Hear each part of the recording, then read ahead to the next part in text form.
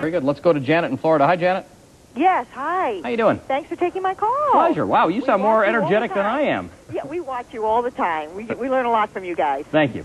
Anyway, listen, we have a problem here. We live in Pembroke Pines, Florida, and it's very hot and humid here. And every time the air comes on, our vents are in the ceiling, all right? Every time it comes on, I get this damp, musty, moldy kind of smell. What is going on? And we've had people up there. Florida Pyrolite's been up there. They don't want to touch anything because it's so old. Our house is like 32 years old. Yeah, I know. And I've smelt that smell. I mean, I know what you're talking about. Where's it from? And what is going on with that? Yeah. I mean, No, it's annoying because you want to cool it down, and all of a sudden you got this smell blowing through your house like a damp rag or something. Truth is, air conditioners are not the best dehumidifiers. They're only going to take out, a certain level of water, and when they come on, they don't always do a great job. You smell that big blast of humidity. Right. In fact, there's a new product out now by a company called Aprilaire that's called a whole house dehumidifier. Basically fits into the air conditioning system, and this machine will take out 90 pints of water a day. And if you live in a climate like Florida, Texas, Houston, Cincinnati, this is a product you might want to think about having installed in your house because it's specifically designed to take out that kind of water.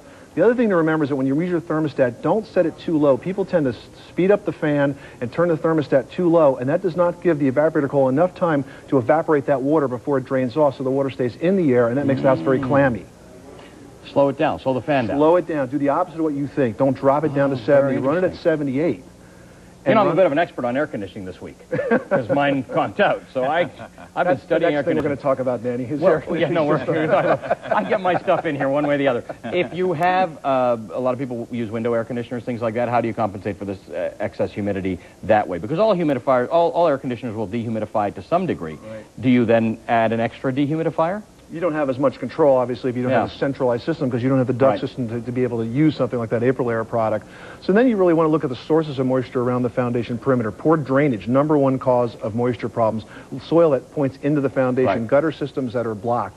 This causes the humidity level in the house to go up, and that really affects your health. But what if it's just your climate? What if you're in a situation where it's a humid place and all you have is window units or something? Should you buy one of these little things that takes you empty the bucket out yourself?